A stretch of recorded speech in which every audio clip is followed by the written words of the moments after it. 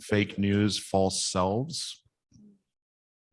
I'm Mark Winborn, the moderator, and this is Stephen Garrett, who is an IAAP analyst and a member of the Association of Jungian Analysts in London.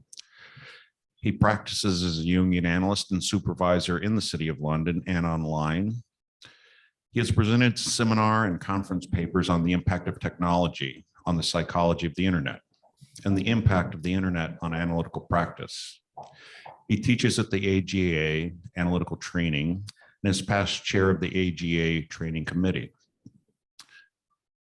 I plan to nominate Stephen for the most stylishly dressed male analyst in attendance, and I hope you'll all join me in voting for Stephen. Mark's got to be there too.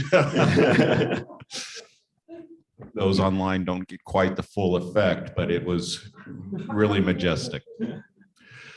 So Stephen and I have just met, but we're close. We've bonded quickly and enthusiastically, and I'm sure you're going to enjoy his presentation. The intersection of media, society, and psychology has long been an interest of Stephen's. To put it in his words, in my clinical practice, I often encounter the impact of internet and social media on identity formation. In 2022, it's impossible for any of us to escape the influence of the internet. Even if we are not direct users of it, the internet is such a total medium that has become our environment, shaping the way we experience the world and influencing how we experience ourselves.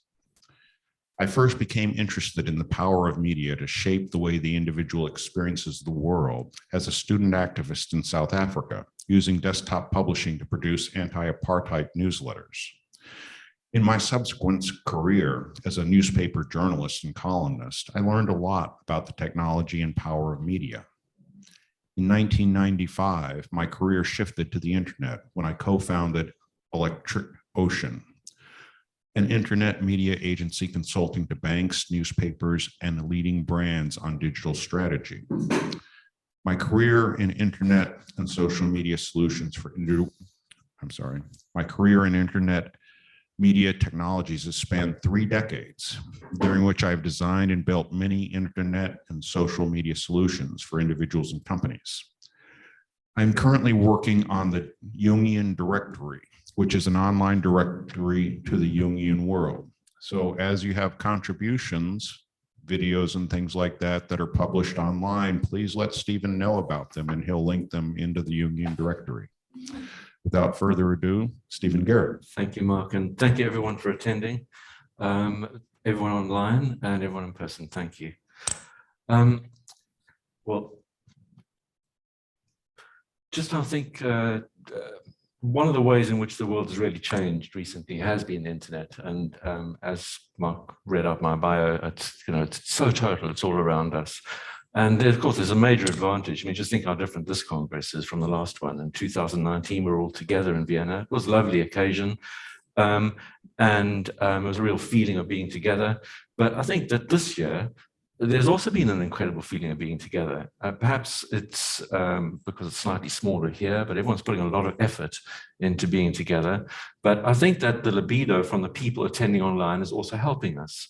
You know, that about, I think almost 45% of the people attending the Congress are attending online. And that just shows how the internet can bring us all together. And it's an amazing advantage to be able to be together independent of distance. And before COVID, working online remotely was not the norm. Now we take it for granted. We all had to move very quickly, but we take it for granted now. And the technology feels normal to us, natural, almost transparent. But that is an illusion. There are many ways in which the internet enables living and individuation. Not only does the internet extend the reach of our interactions and agency, virtual environments enable us to live our parallel versions of ourselves. But the internet has a shadow too, and it is on the shadow that I will focus this evening. The internet has a disturbing pull on us. We cannot leave our phones alone. The clicker doesn't seem, oh, there we are. It's not working.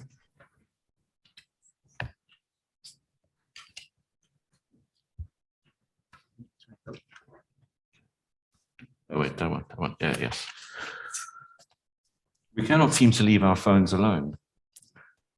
Human interaction with the internet has a compulsive quality. We can't look away. We're enchanted. The attraction of the luminous screen is so powerful that it seems to be numinous.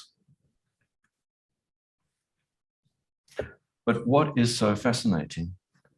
It is not the endless succession of cats being cute, or yet another video of a cake being iced, or the latest dance craze, or even the available singles on the dating apps. That is not what is fascinating us. Those things are just a pretext. It is the screen itself that draws us to touch it, as if it were the altar of a god whose blessing we seek, or the withholding dry nipple of Andre Green's dead mother.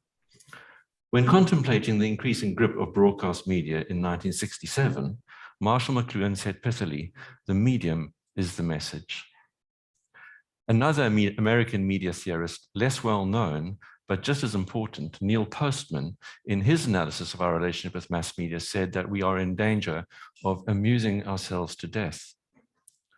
What is the message of the internet medium, and why does it insist on amusing us?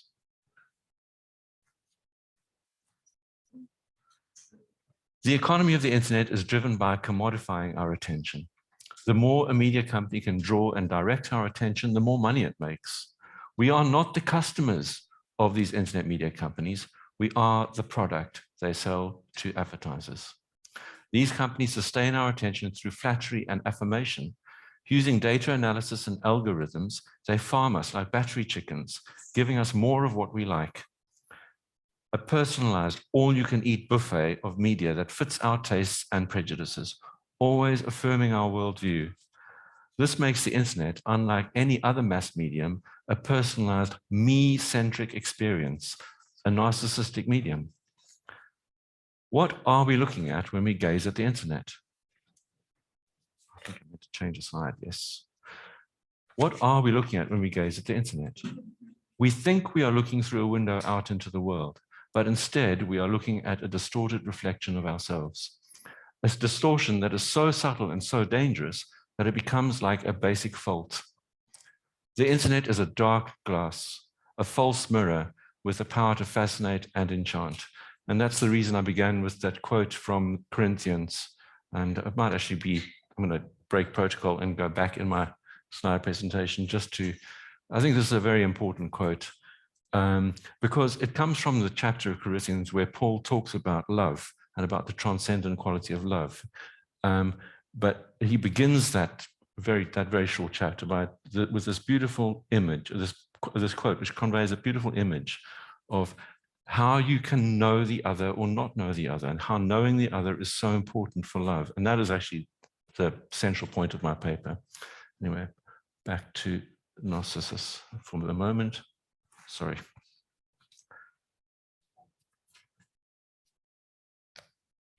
For Narcissus, there is no one else in the world. There is no other for him, a fact that is underscored by the tragedy of Echo, who can only repeat fragments of what Narcissus says to himself, a bit like the autocorrect on your phone or your search history on Google. In his paper, The Other, Papadopoulos suggests that the Jungian opus could be appreciated more fully if it were to be seen as a series of progressive reformulation of Jung's understanding of the other. In Ion, Jung wrote, "Where there is no other, or it does not yet exist, all possibility of consciousness ceases." For Jung, it is the tension of opposites that generates psychic energy. The process of individuation requires holding the tension between the inner other and the external other. Without the presence of the other, Narcissus loses all libido, all will to develop, and remains rooted to the spot.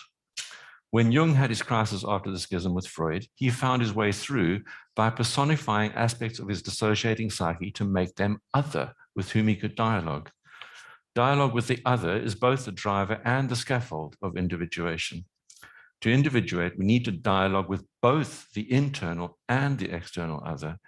Externally, our persona engages with the other of the social world, people, work, and our embodied life. The animix leads us inwards to meet with the primordial images, the personified complexes and emotions. This brings us back to the internet. The whole thing about the internet is that it's meant to connect us with others, but does it? My premise in the title of this paper, Fake News, False Selves, is that the dark glass of the internet does not put us in contact with the other, either external or internal, but rather interposes itself as an untrustworthy medium between us and the other.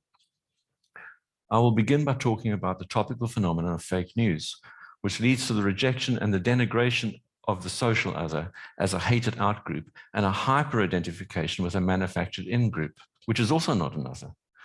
I will then go on to describe how algorithmic personalization of media presents us with an individualized worldview, an autistic bubble in which engagement with the other is foreclosed. In addressing the impact of the internet on the individual, I will make three conjectures: that the compulsive internet use supplants the real others, both internal and external, with false others; that by capturing and directing our attention to the internet drains our internal world of libido; that by encouraging identification with a decontextualized persona, the internet creates feelings of alienation and hopelessness. There is a new book published this last week by an ex-Fox News journalist. It's called Broken News: Why the Media Rage Machine Divides America and How to Fight Back. The journalist, Chris Steiwald, is part of the Fox News data team that called Arizona for Joe Biden on election night 2020. It was for this he believes he was fired, as it prevented Trump from falsely declaring victory. In his book, he makes the argument that news organizations, in chasing ratings and advertising money, are no longer reporting the facts, but are instead reporting what their viewers want to hear. I think it's probably quite obvious to all of us that that's the case, but it's good to hear a journalist actually say it. Now, I think, there we go. Is there sound? We won't hear the sound? Can you please speak a little slower? Sure, I'll do that. Yes, please. Is it possible to hear the sound on the slide? You may have to unmute yourself. Unmute. Okay. It's sorry.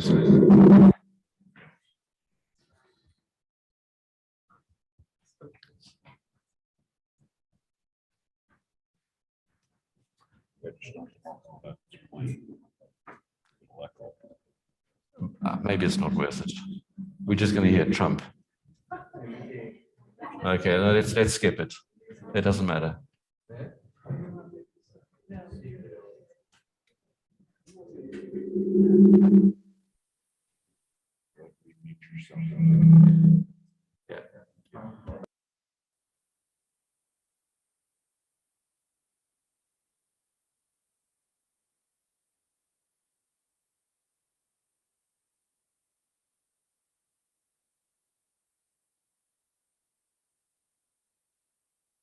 Fake news.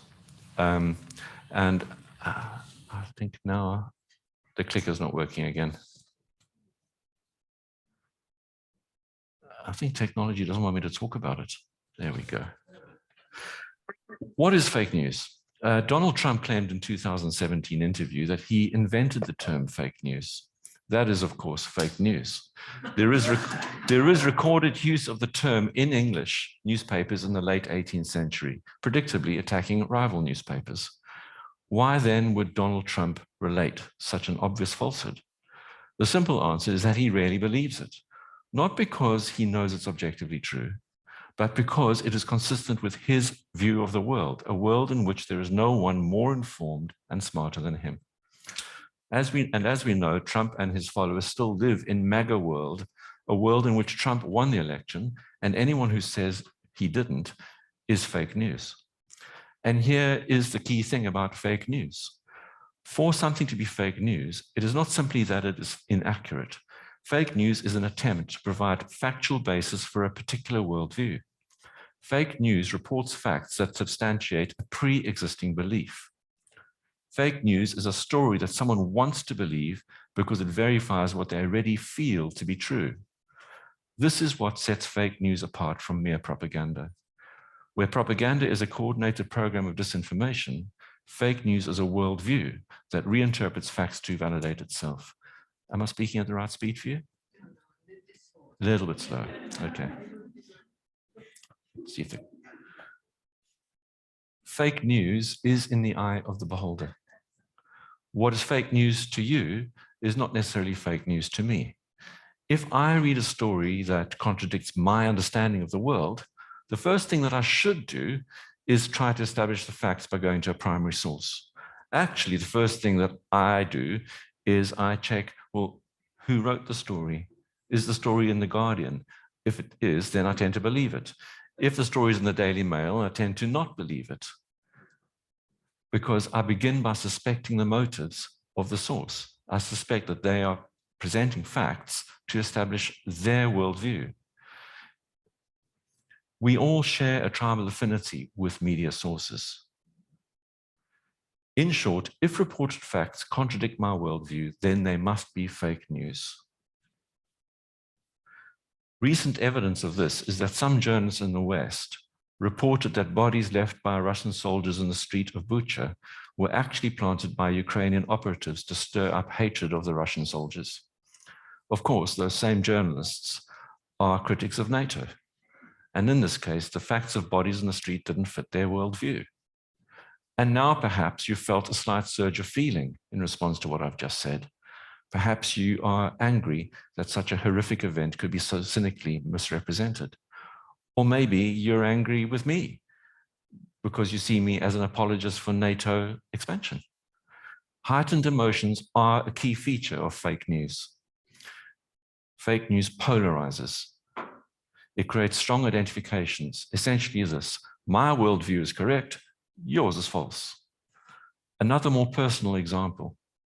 My partner and I have a friend who we've known for 22 years, and he was there on the night we met, and we're very fond of him.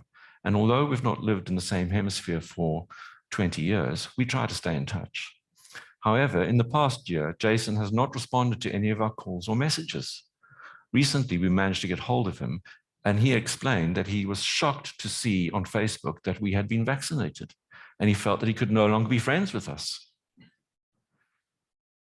Because we were pro-vaccine and he was anti-vaccine, we were no longer part of his group. Fake news is polarizing, and disagreement is taken as a personal assault and therefore justifies reciprocal aggression. To be clear, I'm not labeling anti-vaccine views as fake news per se. I'm referring to fake news as a milieu, a cultural complex.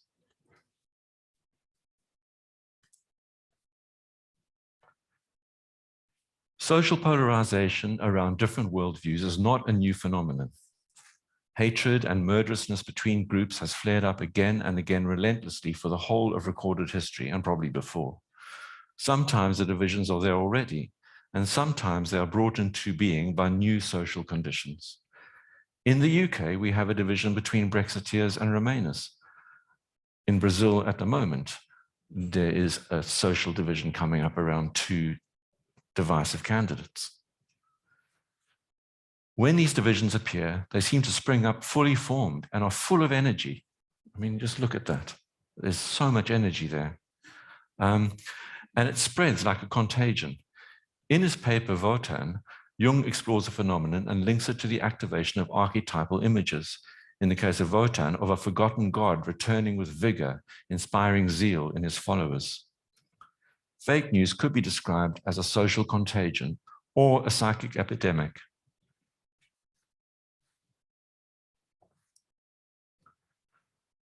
All human control comes to an end when the individual is caught in a mass movement. Then the archetypes begin to function, as happens also in the lives of individuals when they are confronted with situations that cannot be dealt with in the familiar ways. Here, Jung is talking about what we could call the psychotic anxieties. The evocation of an existential threat triggers the unleashing of huge energy. Civilizations may come and go, but the horror of being alive and the terror of not existing remain forever. In Wotan, again, Jung describes the throngs of young National Socialists as possessed by the archetype of Wotan. An archetype is like an old watercourse along which the water of life has flowed for many centuries, digging a deep channel for itself. The longer it has flowed in this channel, the more likely it sooner or later will return to its old bed. To evoke the archetypal energies that create a social contagion, all one needs to do is to create a feeling of an existential threat. That is why the best propagandists don't make nuanced points. They simply start shouting fire. They activate the fear of annihilation and put themselves forward as a savior. For example, Trump came out of the starting gate ranting about criminal rapist immigrants trying to cross the border. Michelle Bolsonaro, I think 2 weeks ago, stood up in an evangelical church and accused Lula of being in league with demons. Activation of the psychotic anxieties evokes the psychotic defenses, which are denial of reality in favor of a delusional worldview, splitting between good and bad, and projective identification, so that an outgroup comes to contain all the most feared psychotic contents. All the ingredients for fake news are right there in the psychotic defenses. The willingness to believe anything that reduces anxiety means that the savior narrative becomes very attractive. A simplistic worldview is adopted. Defenses against reality become aggressive. Complexity is dismissed as black and white solutions are forwarded as reasonable and obvious even. Well, how many of us have thought someone should just assassinate Putin as though it would be a simple solution? At the same time, any psychic content that we found uncomfortable or unpleasant, we simply project onto the nominated other as their stupidity, madness, or badness. While the psychotic anxieties might motivate the adoption of a worldview and justify the aggressive defense of the same, there is another important mechanism that is operating in the adoption of a worldview, and that is pattern recognition. Fake news feeds on conspiracy theories. The ability to see patterns in data and so reduce the level of threat is a key defense against the psychotic anxieties. I mean, the primitive animals we come from needed to identify predators out there in the savannah, and so pattern recognition is like deeply embedded. Infants rely on the capacity for pattern recognition, beginning with the ability to recognize the breast and to recognize the face of the mother, and then gestures, and then language. Pattern recognition therefore has archetypal dimensions and evokes infantile dynamics and has numinosity, evoking the aura of subtle messages and secret knowledge. That's why conspiracy theories are so compelling. Adults, when anxious, also seek narratives to explain something that is confusing. That is the whole basis of our work as depth psychologists. We're either trying to spot the ways in which our parents are constructing false narratives, helping them bear the anxiety of not knowing, or aiding them in allowing their authentic narrative to emerge. When their psychotic anxieties are activated, there's an increased tendency to recognize patterns. It feels urgent. We need to understand what's going on immediately. So when the anxiety is extreme, the tendency to see patterns that aren't really there increases and manifests as paranoia. And I think this slide kind of humorously illustrates it. When the psychotic anxieties are activated, there is an increased tendency to recognize patterns. When the anxiety is extreme, the tendency to see patterns that aren't really there increases and manifests. Oh, I've just said that. Manifests as paranoia. Well, paranoid thinking perpetuates the spread of fake news through the mechanism of confirmation bias and delusional intuition. Anything that confirms a comforting narrative is accepted. Anything that contradicts it is rejected. So, are you a Fox News viewer, or do you read The Intercept? Are you a New York Times reader, or do you read the Daily Mail? Or do you tune into Al Jazeera? When I've named the news channels above, you would quickly have formed an impression of your mind of the kind of person who would read Fox News or read the New York Times. We're all members of media tribes. During times of increased anxiety, there's an increased differentiation between the in-group and the out-group. Extreme anxieties activate the defense of projective identification, which then leads to the demonization of the other group and an increased need for in-group cohesion. Efforts to foster cohesion in the in-group lead to the elaboration of the shared fake news narrative. Evidence for the narrative is gathered and shared. So this is people sharing stuff on the internet. A group language develops and shared symbols emerge. As anxiety is contained, positive in-group emotions grow.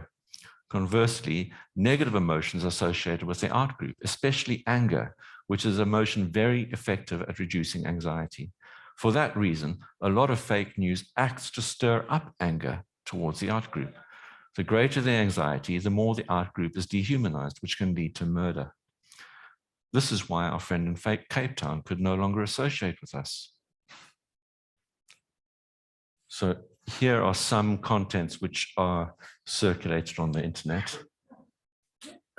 And you notice your emotional response as you look at them.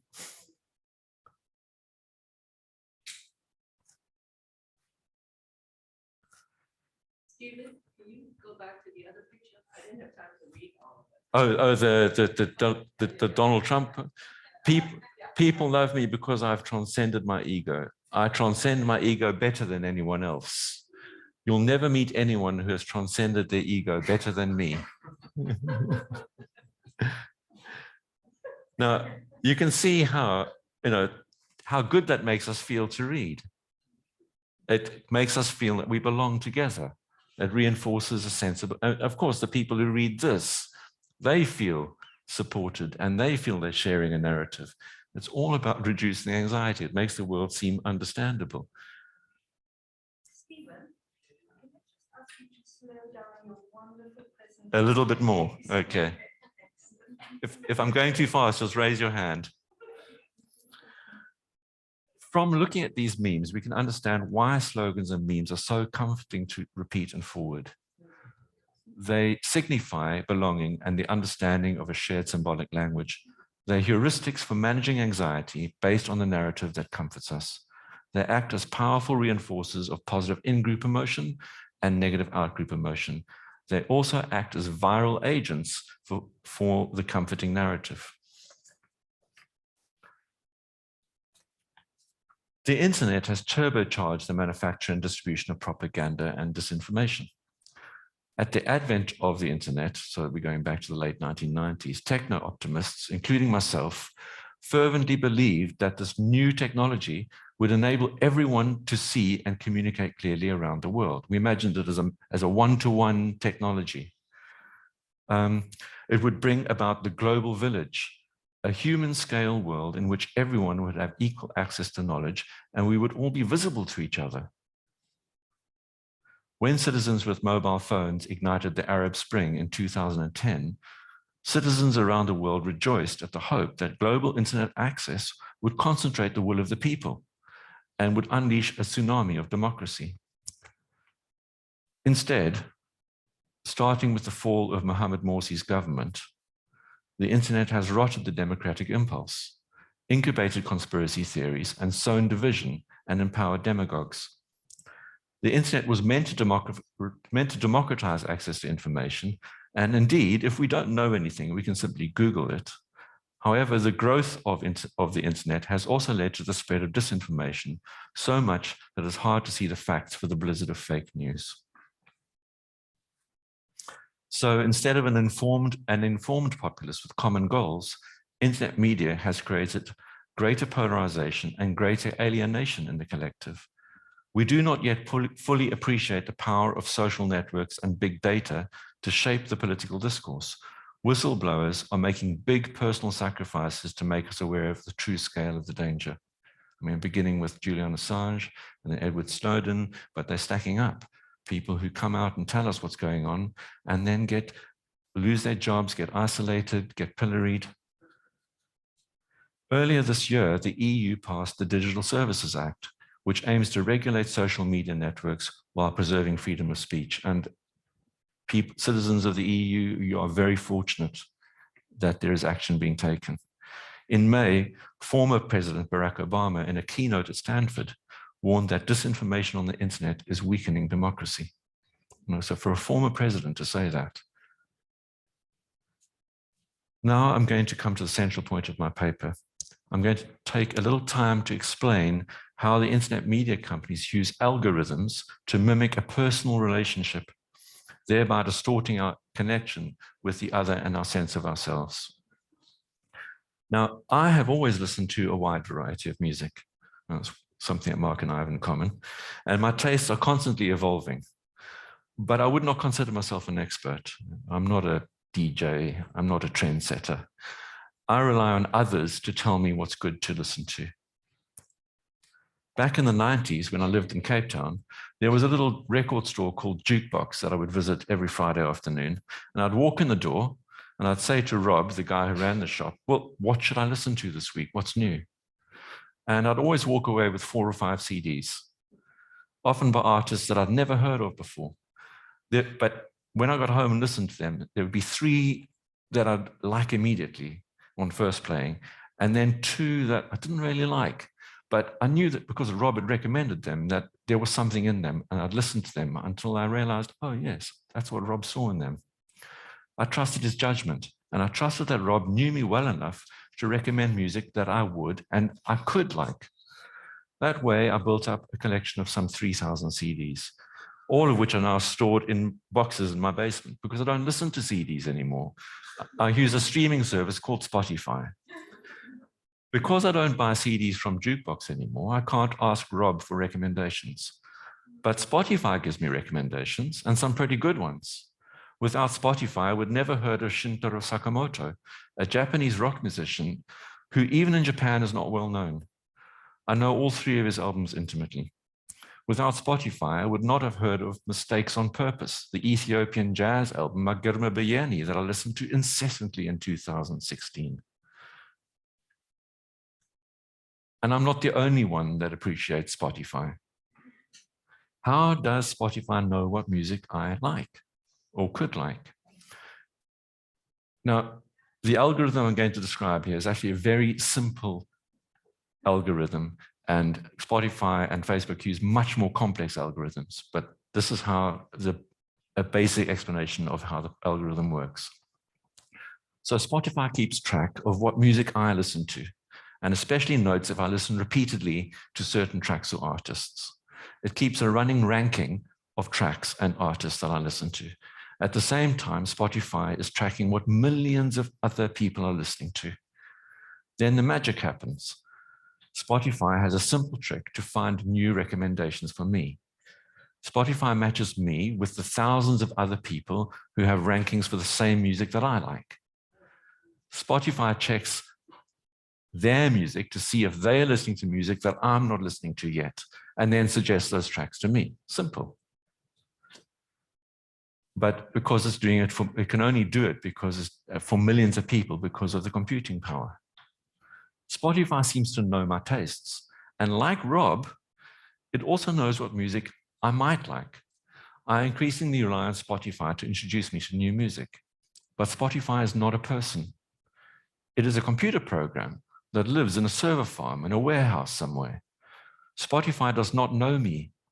It simulates knowing me through a bit of computer logic called an algorithm. It is important to note that while Spotify can mimic knowledge of me, I cannot know Spotify. I knew Rob, and I trusted him. I also didn't always like him. And I'm pretty certain he didn't really always like me. We had a real relationship and we had boundaries. So what is an algorithm? An algorithm is a step-by-step process for solving a complex problem. And anyone who owns a cat will understand this algorithm. This is an algorithm that describes how a cat chooses what to scratch. Now, algorithms can perform automated reasoning by using mathematical and logical tests to arrive at solutions for a complex problem. This is how Spotify works out what music I like. Algorithms are not new. The word algorithm is a Latinization of the name of a Persian mathematician from the 7th century, Muhammad ibn Musa al-Khwarizmi. He was from the city of Khwarizmi. And there are references to the use of algorithms in Babylonian texts dating back to 2500 BC. However, it was with the invention of the internet, it's with the invention of the computer that algorithms became really powerful. Faithfully following detailed incremental steps iteratively is exactly what computers were designed to do. It was by using early computers and algorithms that Alan Turing led the effort to crack the enigma. Before the personal computer, algorithms were running on big mainframe computers, and they managed traffic lights and air traffic and electricity grids. And, you know, that's how IBM made its money, right? These room-sized computers that would run sort of simple algorithms, but run them on a big scale. In the age of the internet, algorithms are everywhere.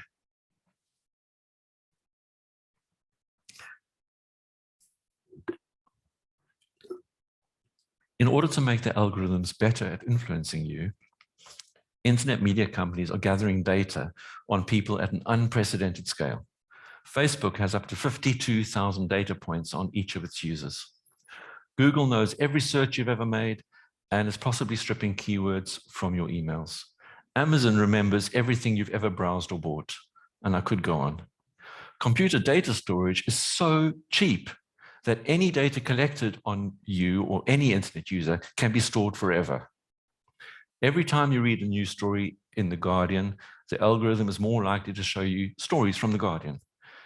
If you search for flights to Greece 2 years ago, you will see articles about tourism in Greece this summer.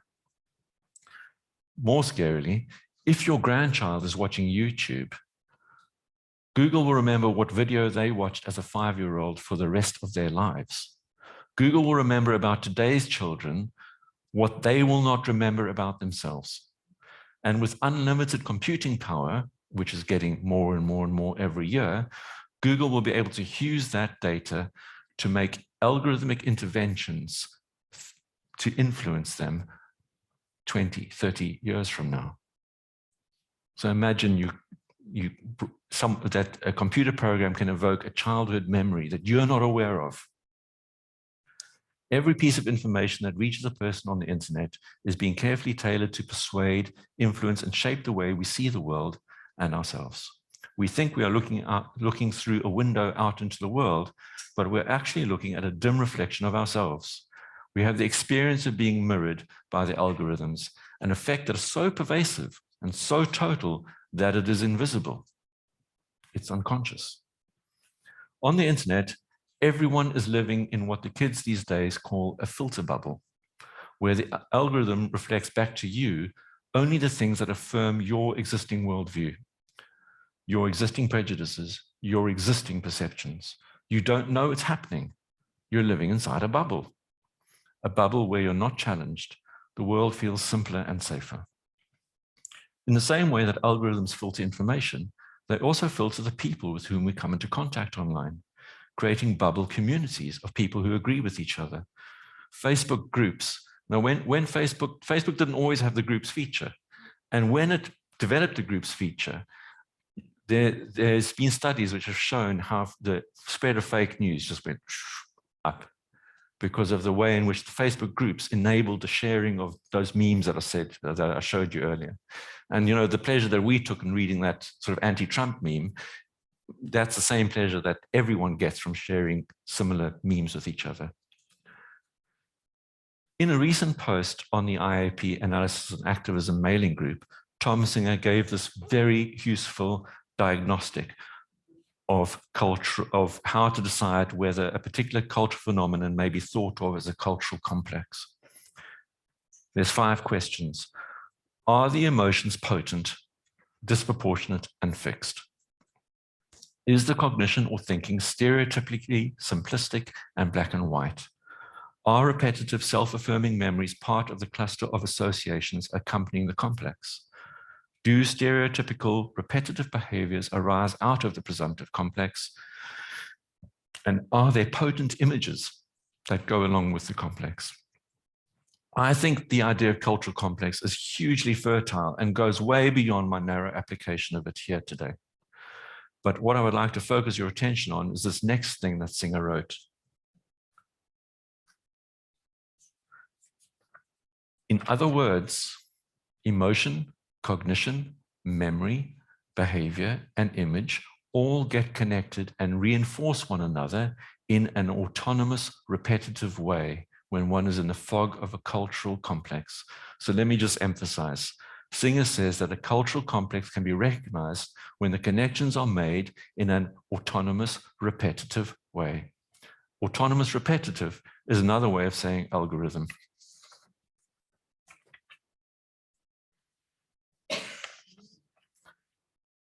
In describing the shadow of the internet, the social shadow of the internet, I've touched on how the internet captures and mediates our attention using algorithms, how fake news polarizes people, leading to denigration of the social other, and I suggested that algorithms create and sustain cultural complexes. The internet, far from being a clear glass, distorts the way we see the world. Now, in this second part of my presentation, I will discuss how the internet also distorts the way we see ourselves. It disrupts our ability to focus attention and libido.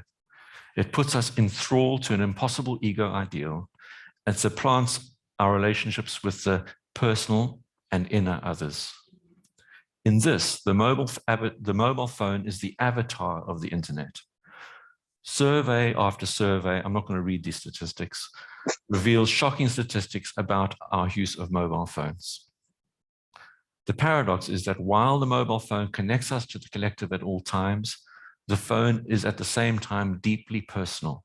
We take it everywhere. It always needs to be charged. It's often visible to others, but we would not want them to look at it because it contains secrets. It connects and represents us to the social world, and it connects and represents us to ourselves. The phone stands at the syzygy of the personal and the collective. It stands at the syzygy of the animix and the persona.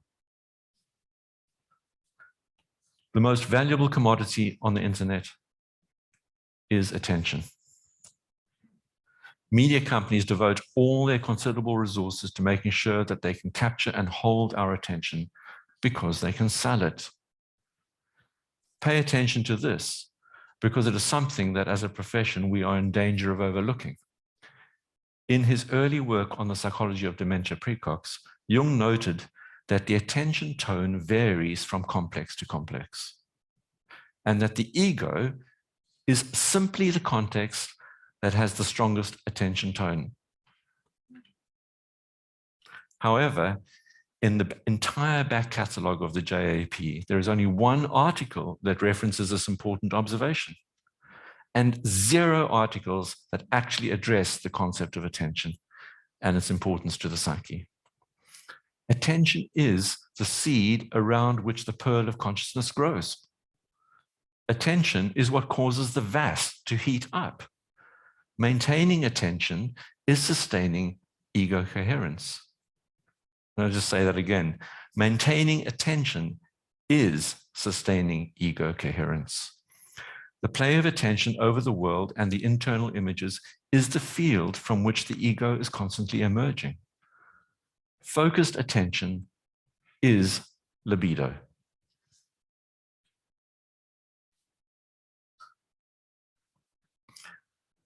The developmental metaphor is a useful illustration in this case.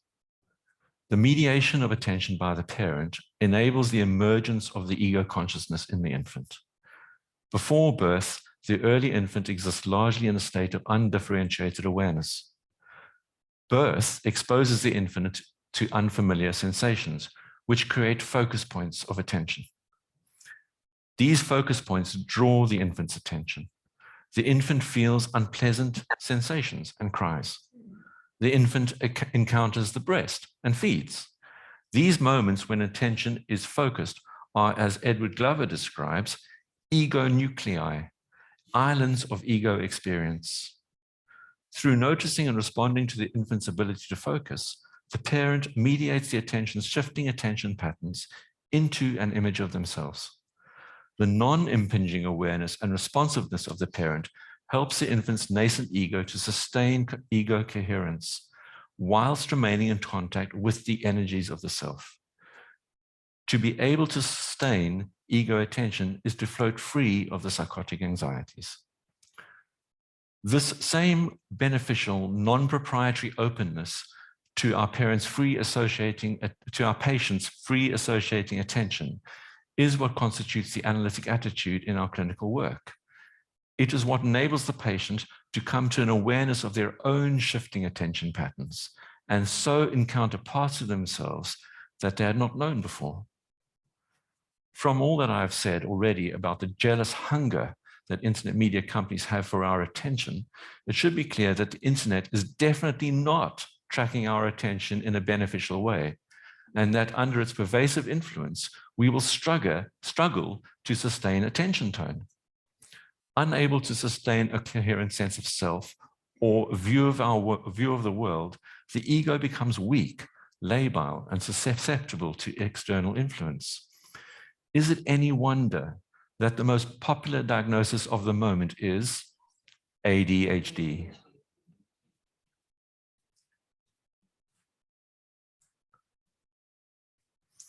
Whilst media companies steal our attention and libido, at the same time, they create in us a desperate hunger for attention. I suppose we see them getting it all. On dating apps, on Instagram, on our websites, we are encouraged to buy the medium to see ourselves as a media product. The more likes we get, the more views on our YouTube videos, the more visits to our website, the better we feel about ourselves. Social media has led to what some are calling an epidemic of narcissism, a situation where people increasingly identify with a narrative of themselves rather than their experience of themselves. The ego ideal is projected onto and amplified by the internet.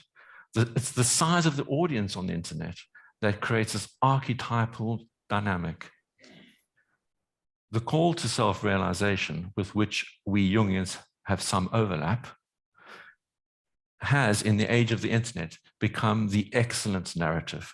We're exhorted to be the best version of ourselves, thinner, younger, faster, smarter, richer. At the same time, there is an endless parade of beautiful, successful people parading their lives on social media, to whom we compare ourselves. We might call this a possession by the persona. The narrative self completely obscures the immanent self. What results is a tyranny of the narrative self, where the individual ego gets caught up in ceaseless striving while never feeling good enough. Individualism is not individuation. Effectively, the teleological function of a self is supplanted by the algorithmic other, acting as a false self, presenting a false teleology, which drains the libido reserves, causing a collapse into depression. Brazilian analyst Henrique Pereira, writing in the IAAP in 2018, presciently called this the exhaustion of the hero. Prescient because in the last 3 years, there have been a number of social movements on the internet which have expressed this exact feeling. In China, millions of Chinese youth have identified with a young man who wrote a manifesto for Tang Ping, lying flat. The author argued that the exhausting stresses of modern life in the quest for social advancement were to be rejected. It was possible, even desirable, he argued, to find independence in resignation. He was a philosophy major, and so he references an ancient Greek figure. He said, "I can be like Diogenes, who sleeps in his own barrel and takes in the sun." In the USA, the return to work after the pandemic has seen the emergence of a movement called quiet quitting, in which young workers eschew ambition in favor of living now. Let's remember that even Jung killed his ego ideal. Siegfried had to die so that Jung could live. Now I'm going to talk about how real others are supplanted by what I'm calling a mimetic other. Jungian psychology is premised on a dialogue with the other, a dialogue through which we are continually transformed. For the dialogue to be transformational, there must be eros present. This is the process that Jung describes in the Rosarium drawings and in his understanding of alchemy. With the other people in our lives, colleagues, friends, family, lovers, we engage in the flow of mutual projections, which is the exchange of libido. It is the constant work of individuation to cycle through a merging with the other through our projections, followed by a differentiation and a withdrawing of those projections from the other. We continually discover ourselves in collaboration with the other. And because it involves the exchange of libido, it's erotic. Our dialogue with the inner others the personified complexes, follows a similar progression of merging and differentiation. Our guide is the animix, whose erotic nature, always attractive, draws the libido towards a succession of complexes. And this is the key thing about the animix. It doesn't hold on to the libido, draws it in, and then distributes it to the other figures. And the reason that the animix does this is because these other figures contain elements which compensate the ego consciousness. The self, as the archetype, shapes this process towards greater degrees of wholeness. However, the phone is directly disrupting relationships, both the personal others and the internal others. In the world, the phone is always present with the individual, and it's always prioritized over the other person present. If the phone rings, the conversation is interrupted. So the phone becomes a barrier between the individual and other real people in the world. There is very little time spent with others when the phone is not present. And the convenience of staying in touch online means that people are not meeting in real life as much. Increasingly, all contact with friends, family, and even partners is through the phone and filtered through algorithms. I mean, how many of us have actually messaged someone in the same room as us? Even when we are alone, the phone is always being looked at. It is the last thing touched at night and the first thing in the morning. This means that the individual is spending all their time alone on their phone, on the toilet, on the train, in the queue at the lunch counter, waiting in the car, everywhere. This means that there is no time for the internal world either. There is no moment alone with the internal images. The libido that should flow inward is instead being sucked into the phone. The algorithmic other on the phone does not bring eros to the connection. The algorithmic other does not balance us and restore wholeness. While the algorithm-driven attention tracking and mirroring of the internet creates the feeling of a dialogue with a real other, it is rarely a conversation with a mimetic other, a robot faking an erotic connection.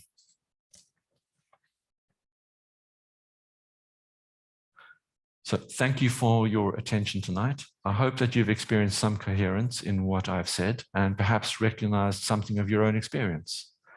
To summarize in conclusion, some have presented the internet and associated media environments as an opportunity or a benefit to individuation. A signal example being Christian Roesler's paper in 2017, in which he correctly suggests that the virtual environments made accessible through the internet provide spaces where we can live out our plural selves in parallel. However, this optimistic view presupposes a more active engagement with media. But for the most part, we're actually quite passive.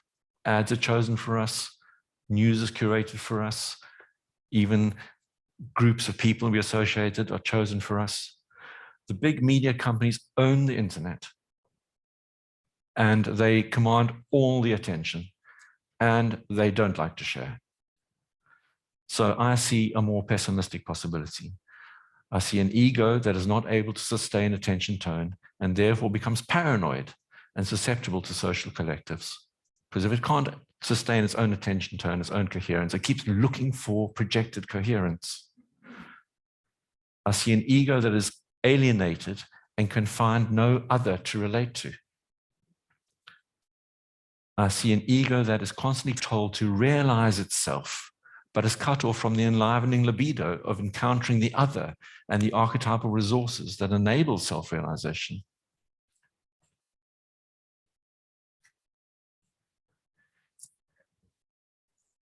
In a letter to Mr. Weiss, yes, let me show that. In a letter to Mr. Westman, Jung wrote, "As you know, the main endeavor of all totalitarian states is to undermine personal relationships through fear and mistrust, the result being an atomized mass in which the human psyche is completely stifled. Even the relation between parents and children, the closest and most natural of all, is torn asunder by the state. All big organizations that pursue materialistic aims are the pacemakers of mass-mindedness. And he goes on to say, the sole possibility of stopping this is the development of consciousness in the single individual, who is thereby rendered immune to the lure of collective organizations. This alone keeps her soul alive, for its life depends on the human relationship. Thank you.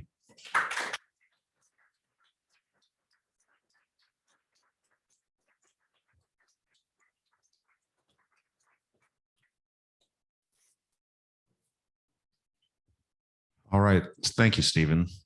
I've got dozens of questions myself, but I'll forego those for the time being. So does anybody have a question?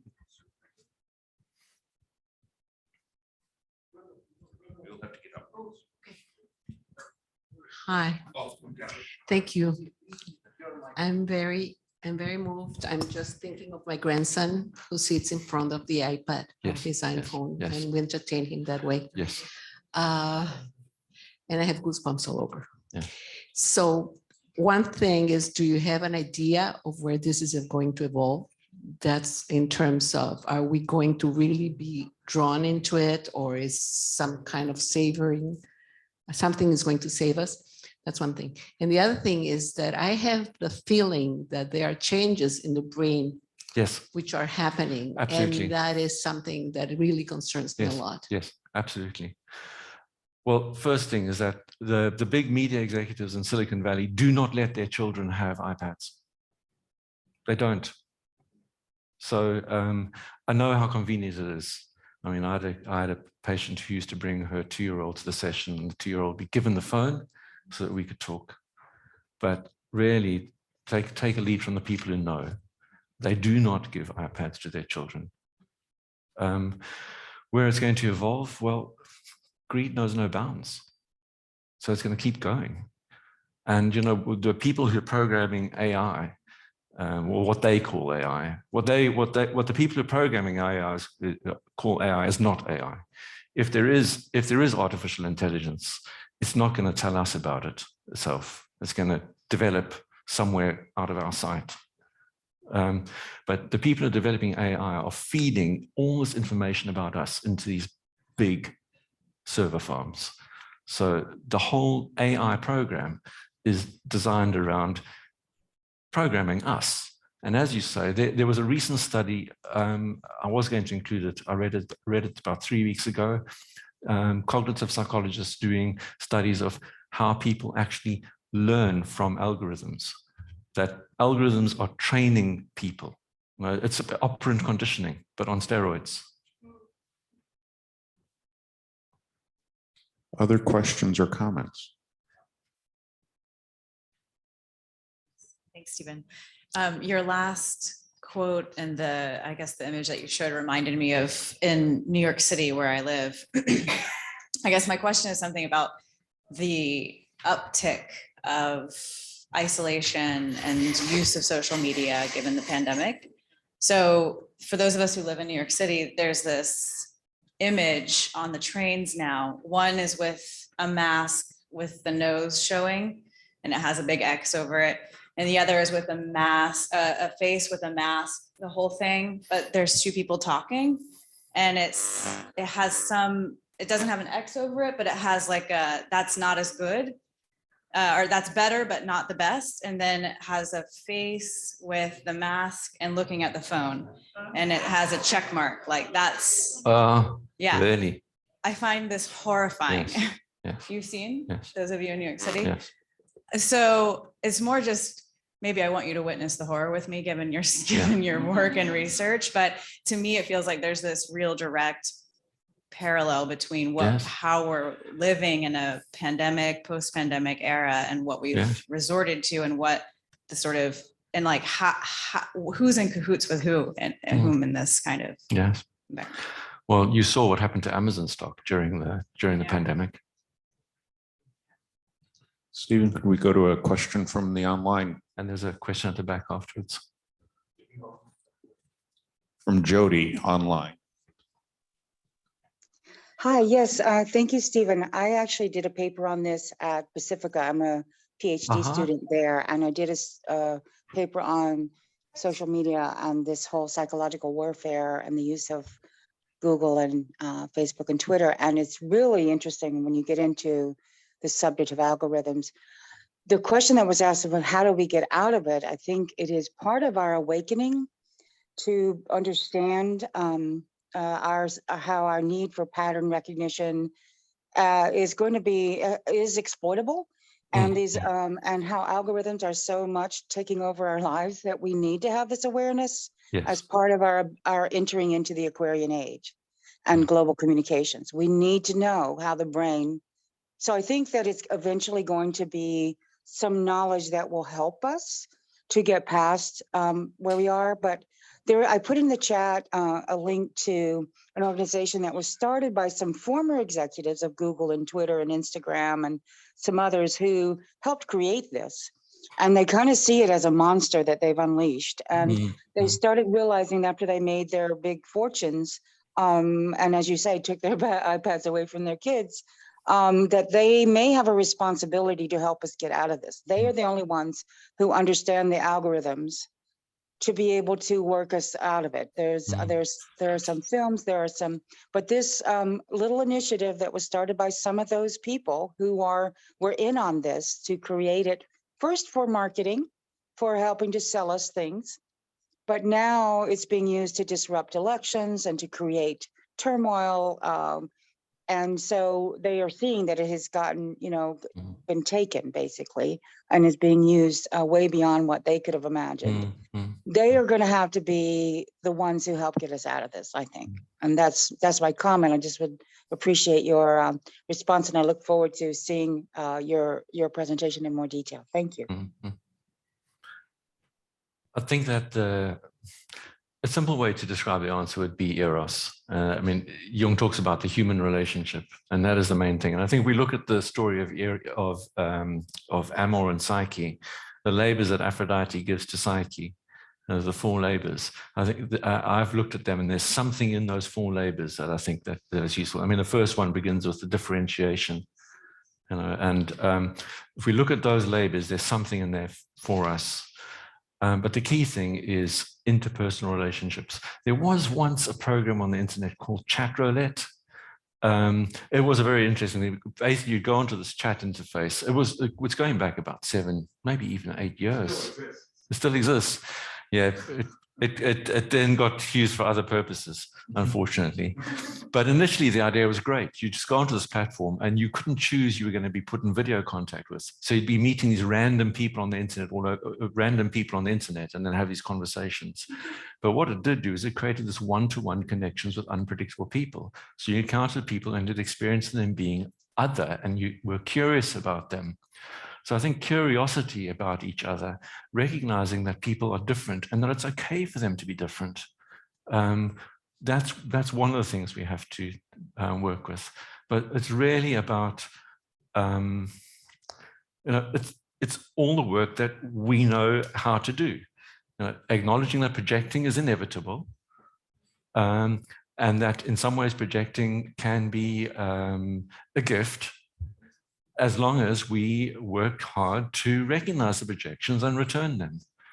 And if we go through that process, I think another important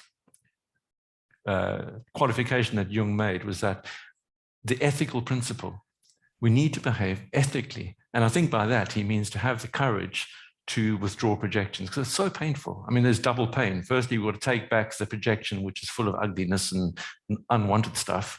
And then there's the loss of the projected ideal. You have to admit that we have to fall into what Klein would call the depressive position.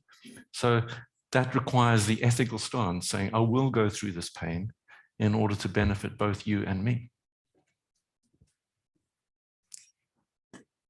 Stephen, thank you for. You first, and then Susanna. All right. It's Michael, right? It's Michael. Yeah. Stephen, thank you for a wonderful presentation. It was as informative as it was entertaining, so, which is always a good combination. I don't think you were doing this, But I think we have to be careful about demonizing technology and demonizing the people that work in technology. Yes. Because I think technology is actually neutral. And sometimes I imagine when writing first started replacing the oral tradition, if people were complaining about all the people now reading tablets and what's those kind of tablets, but versus electronic ones. But I wonder what the teleology is, because what the telos of what's happening is, because it's interesting. Before ADHD was the sort of diagnosis du jour, it seemed to be bipolar disorder, and that seemed to reflect a kind of splitting in all sorts of ways in our culture. So my tendency is to say, what's this for? Where's it heading? What's the movement in psyche? So I'm wondering how we're utilizing technology in a way that's moving psyche forward in some direction. And that's, again, not to diminish the problems with it. People become addicted to alcohol and drugs. Alcohol isn't the problem, right? It's the psyche that gets addicted to it. So, well, Yeah. I mean, that's not like saying that guns aren't the firstly, problem, people are, but no, but I'm just wondering what the telos is, where this is heading, what the movement of psyche is in this. Yeah. So. I think that's a really important question to ask, because I think there is an implied telos, and it's not psyche's telos. I don't agree that technology is neutral. I don't. I mean, I think Marshall McLuhan made a very good point when he said the medium is the message. There is something implicit in the medium. It's not neutral. We can neutralize it by seeing it. If we think we're looking through a clear glass, then we will be fooled. If we know what we're looking through, then we can use it. So I think we need to recognize that it's not neutral. Certainly, the move from oral tradition to writing was not neutral. Where's the oral tradition? It's dead, because writing suppressed it. Now, okay, I'm a book lover, and I still get very angry about the Library of Alexander burning down. But the fact is that writing was not a neutral technology. There's no such thing. So certainly we shouldn't demonize Google, although they did start out by saying don't be evil, and then quietly erased that from their corporate literature. So right at the beginning, they knew that they had the potential. So where the telos is, well, I think that's we have to be part of the solution. I don't think there is an answer to that. We have to be part of the solution. I had a little pithy thing I wanted to add to the presentation, and I didn't. But one of Jung's favorite slogans was "the gods have become diseases." Well, in some ways, I think the gods have become algorithms. So we need to be aware. We need to look to the internet and start diagnosing the internet. Maybe use Giegerich approach to the atomic bomb. Maybe we need to save the internet. Maybe we need to get into the internet and give it some therapy. Susanna, you were gonna? In here. First, excuse my bad English. I'm going to try to make my questions first, and thank you for some marvelous presentation. My question is going to the creative side of the defense that you say is conspiracy theories and this thing, no? Because it says in Jungians that in the demon maybe is the answer, and I think in Infocracy of Byung-Chul Han says that conspiracy theories is looking for a cohesive identity, So I will ask you if you have thought the creative side of the defense of conspiracy theories. It's okay? Yes. They do feel numinous. They do have a life to them. I mean, they are so compelling. I mean, if you look at a phenomenon like QAnon, it's kind of taken a life of its own. So there is something alive there. So I think wherever there's life, there is something good. And I'm certainly not as experiences as Tom Singer and Sam Kimball's with I think their whole framework of cultural complexes would be a very useful way to approach this. And I know there has been some work into conspiracy theories, but I think that we could certainly approach conspiracy theories would be a way for us to get in to start doing an analysis of the internet, because we shouldn't dismiss them as rubbish, because they have a vitality to them. So we do need to engage with them. Susanna?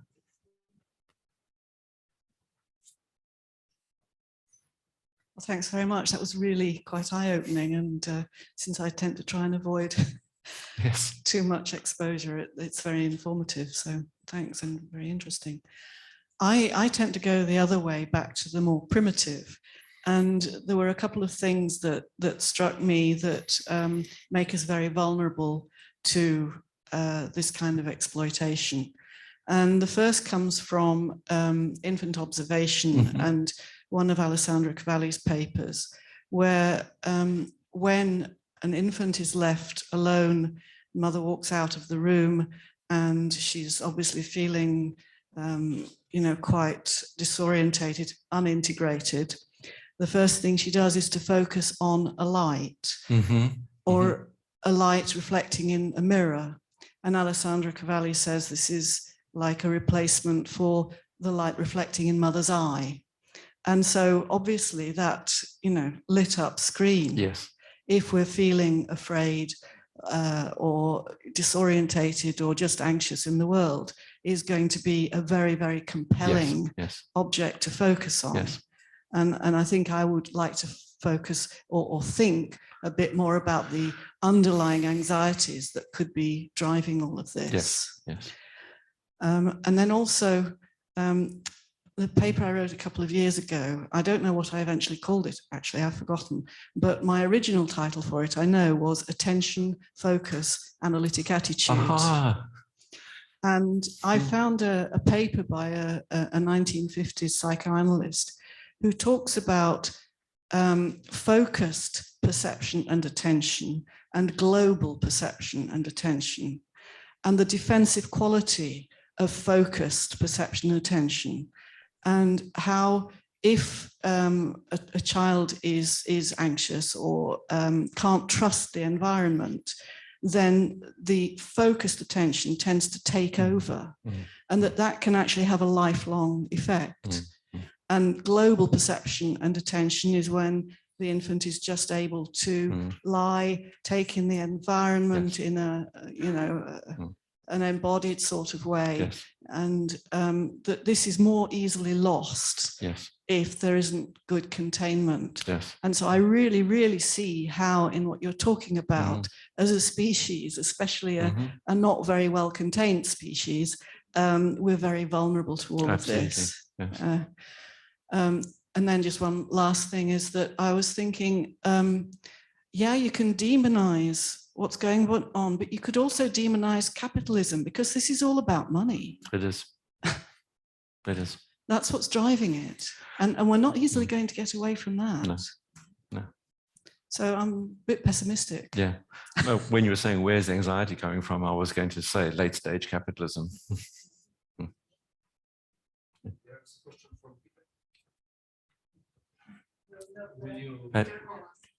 Peter, we're ready for your question. Thank you. I'm Peter Holland from San Francisco. Thank you very much, Stephen. That's a really wonderfully thought out presentation that you gave, and I appreciate the comments. And this may be somewhat like some previous comments. It comes out, I think, of also hearing a presentation about our projection of perfection onto the digital world. This was an earlier presentation, which I also very much appreciated. So the question, I wrote it out in the chat, is it possible to see our idea that we are controlled by algorithms as being a kind of conspiracy theory itself, serving the purpose of making sense of our world and reducing our psychotic anxiety? Does this idea too leave out the messiness of all human existence, that there is no perfect method of control? That's a lovely mischievous idea. Well, the whole point of conspiracy theories is to get us thinking about them. So I think, Peter, you might be leading us into a paradox here.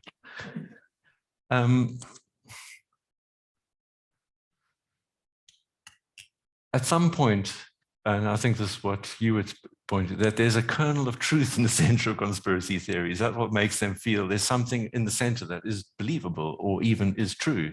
There's something of the, I suppose that's what, I suppose you could call it the archetypal core. And then that then gets elaborated and mediated through a particular complex.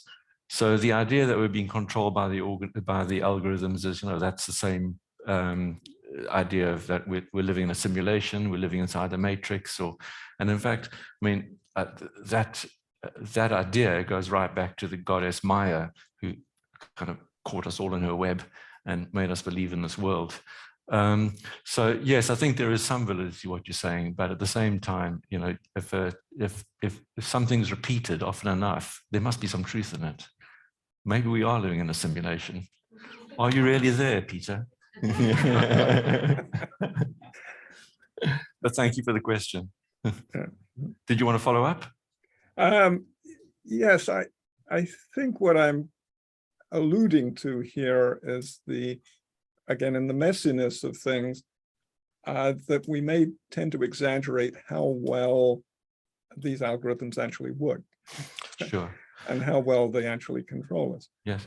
And as with the whole digital world, yeah, which doesn't necessarily work very well. Well, one of the ways in which I think it might be possible, I think that there are some governments that are working on saying if an algorithm targets you, you have a right to know what that algorithm is, and as a result, and that algorithms should be available in the commons. So if I'm presented with an advert, I should see the algorithm that presents me with that advert. The problem is that the algorithms are so complex that not even the people writing the algorithms know them. So they've got machine learning writing algorithms. So they may be messy, but there are so many of them that the mess through which I suppose you're wondering whether there's like gaps in the net through which we can escape. Well, there's not just one net.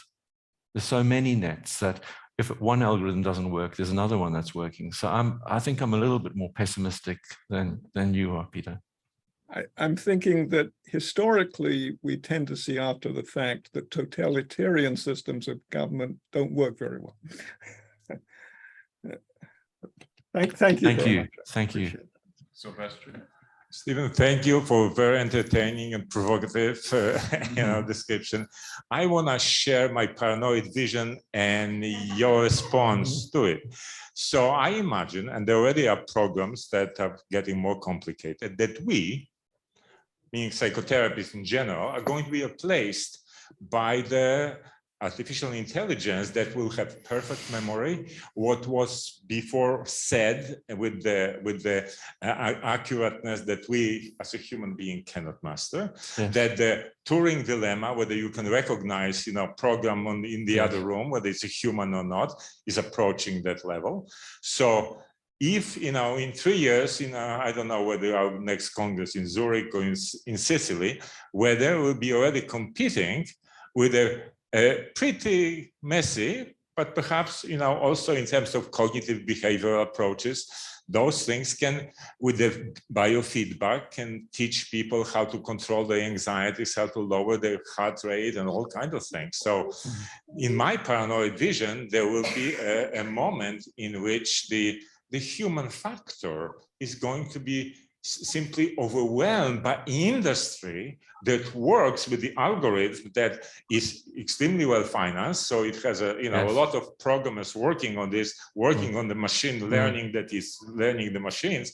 I mean, it's so my vision is that the sort of the human warm and human eros is going to be lost in the I don't know how to call it, the virtual sort of a system of connectedness in the sort of this kind of paranoid framework of pattern recognitions.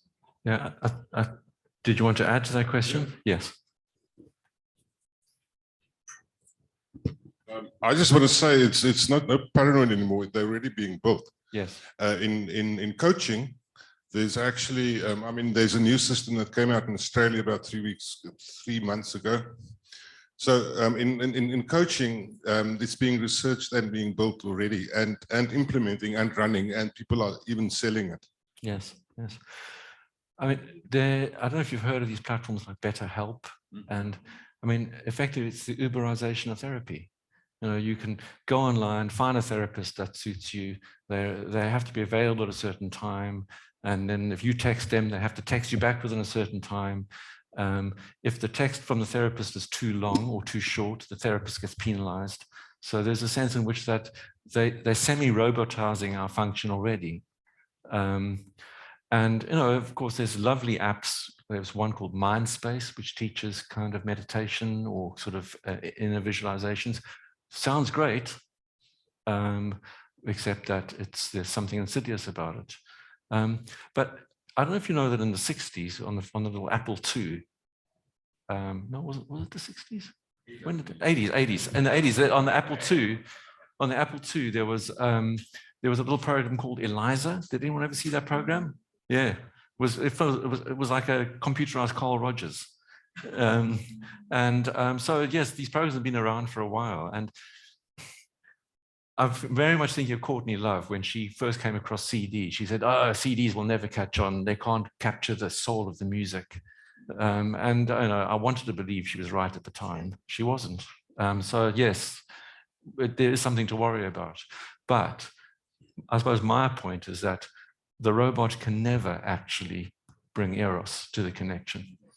And you know, the computer may be able to explain you, but Margaret Marlowe is saying, you know, sometimes the patient wants to be understood, and sometimes they want to understand.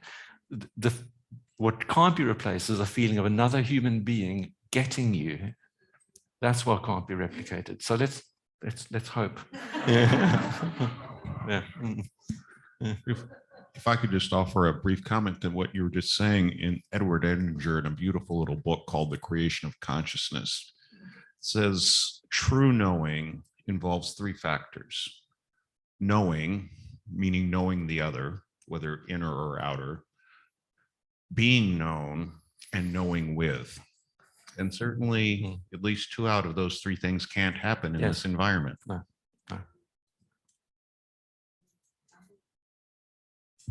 Any other questions, observations? Anybody scared?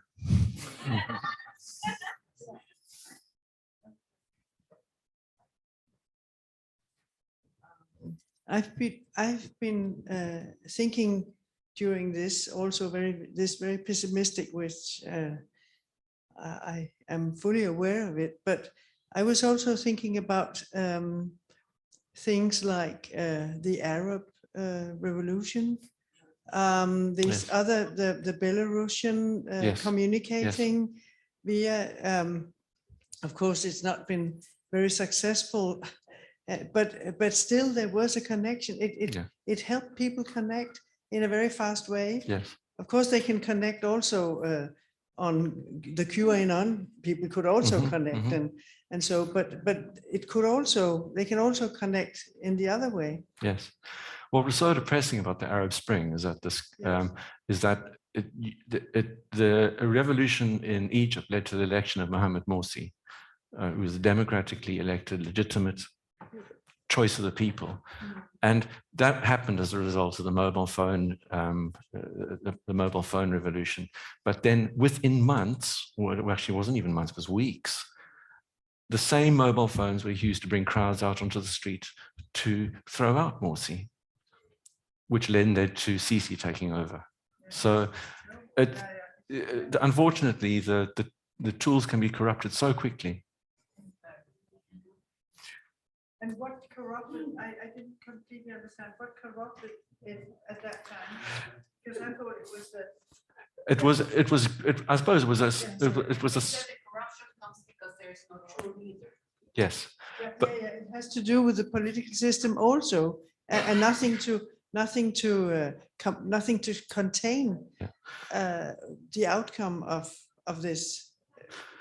That was what I suppose there's understood two from- factors at play. One is that what we might call individual critical thinking, which people need to be able to think critically, but that comes back to the ethical factor that I was talking about earlier. And the second is that we have a religious impulse. We can't deny it. We're looking for God the whole time. And perhaps what we actually need is to say, well, look, let's stop pretending that we're not religious. Let's actually think we need to find things to believe in, and let's start actively propagating collective myths that people can believe in. Because if we don't do it, someone is going to. Yeah. I would like to add that I think that the anonymosity, the fact that it's anonymous, that there is no a charismatic leader, it's what is danger. Because if that revolutions would have had a charismatic leader, it would pull them all together, and he would be then revered as whatever God or whatever. But in this case, it's so abstract. There is no leader. There is it's all anonymous. That's the danger.